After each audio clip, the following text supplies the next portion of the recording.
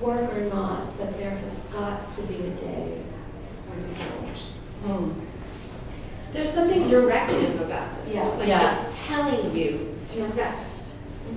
It's like Okay. that's the reminder part of it, but it's like it's not even just a reminder. It's something it's a command to do.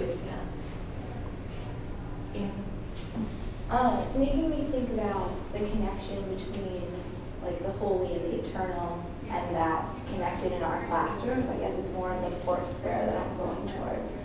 But I feel like, 5 out of these 7 days, these children are with us in the classroom, and we're trying to make that experience holy for them, and in a place that is their eternal learning spot. Okay, you just took the message of my second workshop. That's really To the beautiful, play workshop, Amy. and we'll talk some more about that. So I just find it very interesting because I think both of these quotes are very connected, but it's also really what our aim is in our everyday job. I love that. Thank you. Does anyone want to speak any more to that? Yeah, thank you. So I've been teaching elementary school kids for a long time. I just started doing little kids. Welcome to Early I Childhood. know. And I'm thinking, look, 2-year-olds, they don't care what time it is. They don't know what time it is. But they know being in an environment that they like versus not.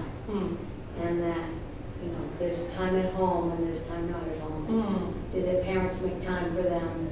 Do we make time for them? And they don't know tomorrow. They don't know Saturday. They don't know what that means. They should time in a different So they have a different concept of time. Yeah. Well, I think that's so interesting because we are in the process of helping them develop that sense of time. So the way that we structure time in our classroom, the way that we make perhaps a Shabbat experience really special does set that time apart. And yes, they don't know how many minutes that is. They may not even know what day of the week it is, and that's okay. It's developmentally appropriate to not be there. But that we have the opportunity to help them process that is really special. It's just another example of this incredibly special holy work that we do. We are helping children construct a concept of time. That's a big deal, right? Yeah, but we also need to learn from the children how well they communicate to us that they are tired, they're not going to do that anymore, they need the rest. We're not doing it for ourselves. We need to learn from them. We just keep going and going like this is the thing.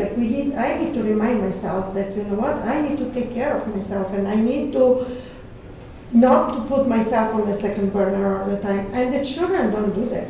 They just saying, I'm tired, I'm not doing this anymore. And I admire that, and I want to respect that, and I'm just like holding myself, just do this one thing and we're done for today. No, it's done. The child is done, I have to respect that.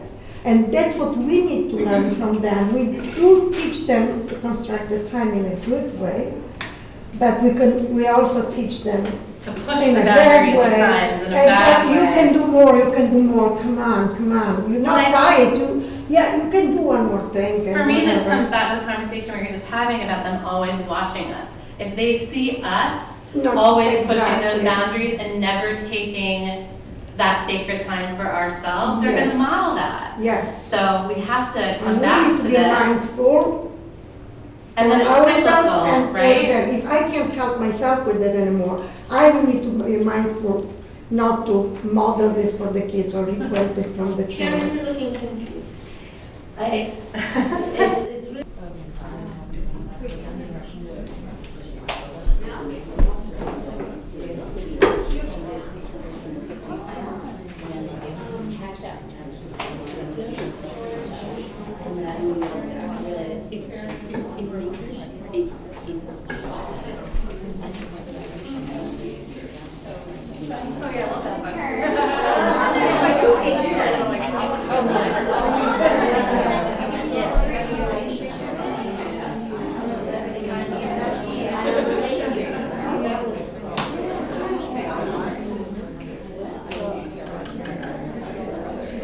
Sometimes it's a big challenge, but the goal is to really integrate it throughout the week with the staff, with the school, to have it for them, to have the opportunity maybe to listen to the song, to read a picture with the story, and for the teacher maybe to use the same vocabulary, but this is not something that will happen one night. It's a work process, so, but this is what I want to go towards. Great, thank you. So I have a couple questions. Any other post-its? And I'll attend to the questions or open it up. Okay. So one of the questions has to do with, do any of you utilize Hebrew through movement or immersive curricula in the classroom? Is it immersive by default? So I think we touched upon immersion, but I'm not sure. Maybe you could say more about that to respond to the question. So, in our school, we have the Hebrew-speaking teacher go from class to class, as I told you before. And what I asked her to do is teach Hebrew in Hebrew. So no matter what the children say, she'll always answer in Hebrew, which helps them have receptive language much easier. And a lot of what she does is through movement and puppetry and games and dancing and things like that. So it makes it a lot of fun for the kids and they look forward to it. And sometimes what happens is they'll say, okay, can we say that in English? And then they'll say it, and they will say it in English. And then someone will say, okay, let's say it in Hebrew again. And then they'll say it in Hebrew again. So it's almost like layers where they're getting to absorb what they're doing through an activity, which is a lot of fun. They're being interactive with it. And then they start saying the Hebrew on their own.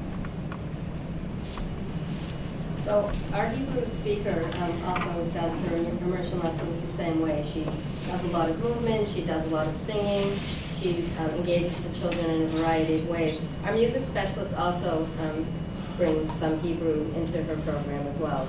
And she's using a lot of Hebrew song with the children, a lot of movement, and the teachers are also doing that in their circles. When I teach, I tend to use hand motions or anything that can help with these demonstrate what we're learning about. So if we're doing the door, the door that is big, and katan, it's you kind of drink yourself and